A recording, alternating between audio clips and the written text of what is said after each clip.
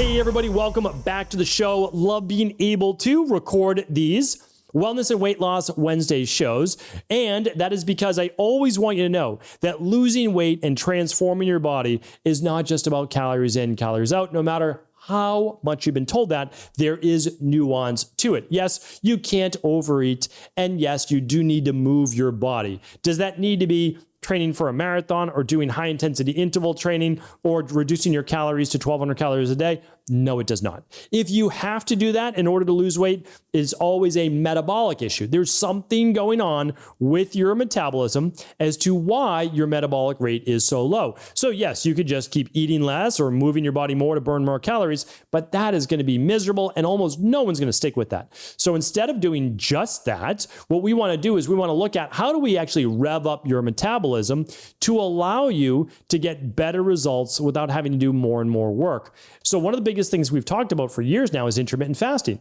The problem is intermittent fasting for 16 hours isn't right for everyone. The reason why it's not right for everyone is that if you're hypothyroid, lower thyroid, you have high levels of cortisol, high levels of stress in your body, and poor sleep, the last thing that you want to do is skip breakfast. And the reason is that your body is looking to cut stress and cut cortisol. The easiest and best way to do that is to feed the body, to tell the body you're not starving. You don't need to run on fumes. You can actually eat a good, healthy breakfast and be able to reduce those cortisol-based levels. And the way that we do that is a healthy balance between protein, fiber, healthy fats, and some good carbs. And the reason we want to do that is because then it satisfies all requirements for the body. Replenishing glycogen stores, cutting cortisol with the carbs. The protein is going to end the catabolism in the body. And I have many shows on anabolism and catabolism. And the healthy fats is great, obviously, for the nervous system, brain, and a slow fuel source as well. And many, many other different reasons. But when we look at that, we can say, okay, is there a way, though, that we can also help people lose weight and not have to reduce their calories? And one way we found is we can actually shorten that window. So what started out for 16-8 as most people skipping breakfast and just going lunch and then dinner, what we found is that most people in 2 meals a day, the first meal they often overeat, which is not ideal, right? And so they end up like just taking in more calories, or they really reduce energy because there's so much energy that needs to go to digestion when you have a huge meal. But the other thing is that they're not always able to get in all of their micronutrients. So what we found is that if you want to do 16-8, and I'm bringing this up because the research, I touched on this last Friday, but I want to read the research to you because it's actually pretty strong. So what we found is that if we're still able to get breakfast in, but we can keep the 8-hour window, it's oftentimes for a lot of clients with a lot of inflammation and gut issues, the best of all worlds, because it gives the body then 16 hours of repair time. Now, do you need to do this the rest of your life? Absolutely not. Could it work for a period of 6 months, 8 months, 9 months? Yeah, without a doubt. What we have found, though, is that, and this goes in many scientific studies, skipping breakfast and going to one meal a day or just waiting until 12, 1 o'clock, if you get up at 7, 8 o'clock, is not ideal.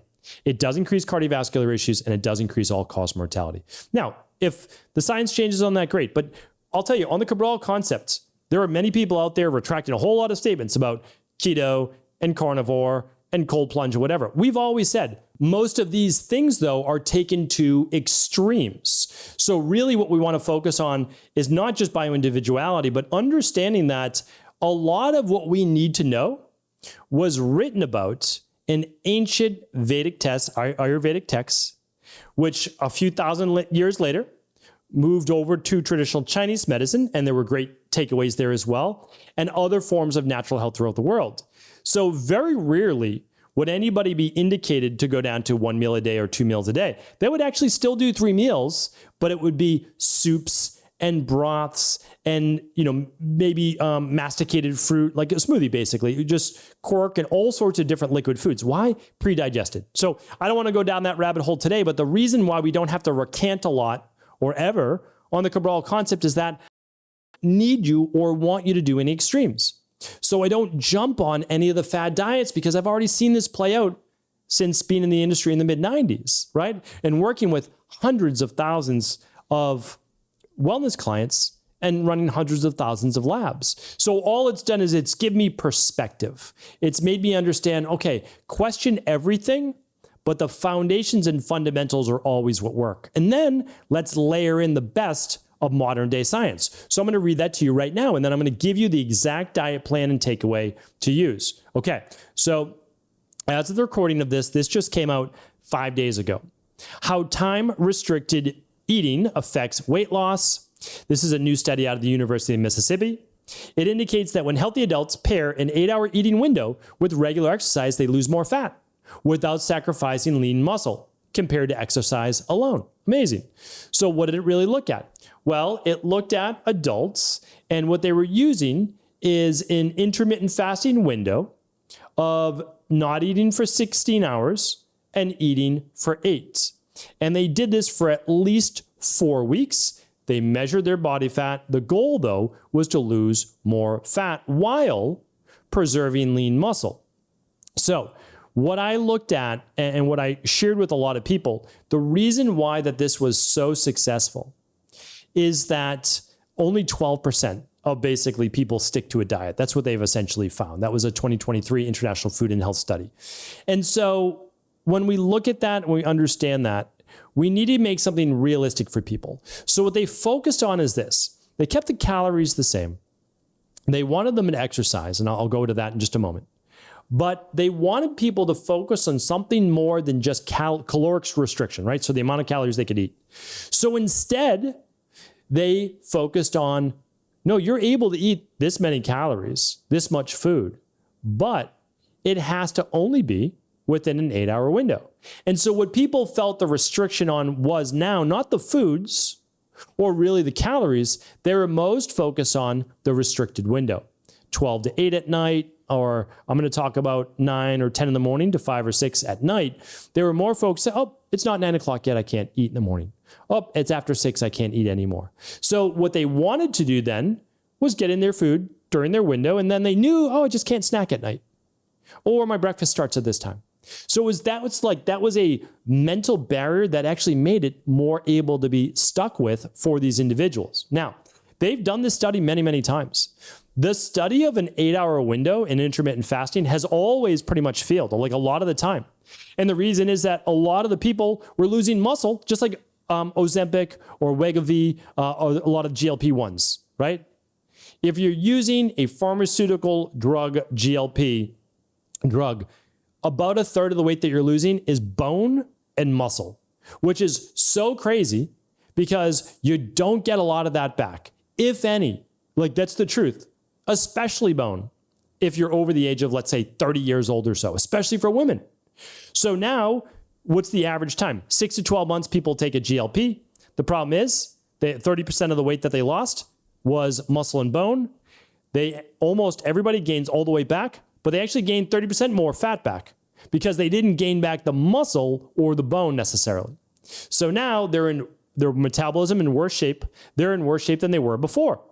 So what do they need to do? Get back on the drug. So the drug industry has them stuck on this drug now, even though it can cause gastroparesis, digestive issues, thyroid issues, etc. So again, I don't think that this is the super drug that people are looking for. Can it do some great things? Yes. Could it be used for people 100 plus pounds overweight in the more obese category? Yeah, it absolutely could, but not for the people 20, 30 pounds, 40 pounds, maybe 50 away from looking for their goal. Like they can do that through what we're talking about really here today.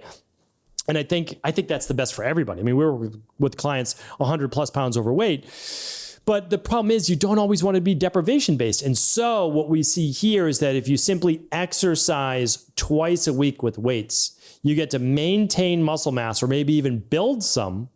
And at the same time, you're able to now lose the majority of the weight as body fat. And you can focus on the 8 hours as the restriction rather than the food restriction, which I think is pretty phenomenal. So they just go into the psychology of this. They talk about needing healthy muscle, not wanting to lose muscle or bone. And although they recommend follow-up studies, which I agree, this can be done. And I'm going to show you, we've been doing this in our practice for many, many years. But here's how we restrict it to 8 hours of time rather than the typical 12 to 14 hours that we recommend for most health clients. So most health clients, like myself as well, what do I maintain? 6 at night to about 8 in the morning. It's 14 hours. That's what I do for myself. I eat, I have my water, lemon, some greens not upon waking, but a little while after waking, maybe an hour or so. And that's not breaking a fast. And then I do my breakfast, which is my smoothie at 8 a.m. So I stop eating by 6. Is it perfect every night? No, but most nights, without a doubt. I stop by 6 and then I don't start till 8. So that's 14 hours for me. In our practice, it seems to work really well for the majority of people. Now, your time frame might be different. I totally understand that. But for people for weight loss or autoimmune issues or chronic-based disease, we've also seen an 8-hour window work even greater. And the reason is there's less coming into your system. So what we'll do is they won't have breakfast for weight loss, autoimmune, other inflammatory-based issues until 9 or 10 a.m. And that's when they start their 8-hour window. So if you could eat from 9 to 5, breakfast at 9, lunch around, call it 12:30, and dinner at 5 or, quarter of, amazing, right? But what seems to work more realistically in our practice is 10 to 6. So breakfast at 10 a.m., lunch around 1:30, dinner around 5:30. You'll see that breakfast and lunch are a little closer together. And the reason is in our practice, we do a very easy to digest breakfast. Your body's getting warmed up. You're turning on the digestive system. You want something simple to digest, good protein, good carbs, good fat, but you don't want it to take a lot of energy from your body. Enough to cut that cortisol awakening response, enough to give you the fuel that you need for the day. And then you've got your whole food lunch around 1:30, and then you've got your dinner around 5:30. Works really well in our practice, and I would love to have you just give it a shot. See if it works for you. That fits the 8-hour window and allows you, like I said, to still get 3 meals. Because a lot of people do enjoy eating. I enjoy eating. And to move it down to 2 meals, you could make happen. There's no doubt about it. I've done, called it the Ramadan diet, the studies during Ramadan of eating basically breakfast and dinner, looking at sunset, sundown. There are studies on that as well. So what you want to do is ultimately find a system that works for you. But this one, I can assure you, we have seen work really well with weight loss, with autoimmune, with chronic disease. Eat the right foods at breakfast, at lunch, at dinner. Give yourself 16 hours of essentially autophagy and cellular cleanup and decreasing inflammation and improved sleep, right? Because that's 3-4 hours before bed. You stop eating, and it can make a world of difference in people's health. What I'm going to do is link up the study here today, but I've got lots of podcasts on intermittent fasting, talking about the pros and cons, talking about what foods break a fast, what foods don't. Does coffee break a fast? Does it not break a fast? When you should have it. So all of these things are at stephencabral.com/IF. That's intermittent fasting. But I will do one better, and I will link up all of these links, including the study, at stephencabral.com/3358. If there's any questions, leave them in the comments. And of course, I'd be happy to do a follow-up show on any nuances that you have. Take care, everybody. Do feel free to share the show with anyone you believe it could serve. Thanks so much for tuning into today's show. Before you go, don't forget to hit that subscribe button. I want to make sure that you're getting our daily content, not missing out on anything. Functional medicine, wellness, weight gain, weight loss, anti-aging, living longer, stronger, and all of the most cutting-edge research. And if there's any topics you want to hear, feel free to leave them in the comments below. Take care.